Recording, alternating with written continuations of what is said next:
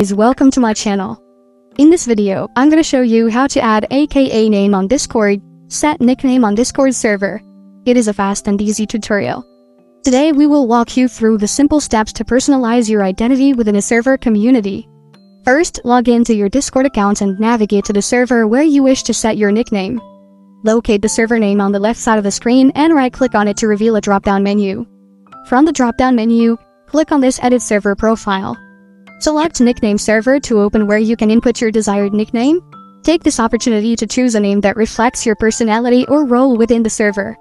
Type here the nickname preference of your server here. After entering your preferred nickname, click the Save button to apply the changes. Your new nickname will now be displayed alongside your username within the server, allowing other members to easily identify you.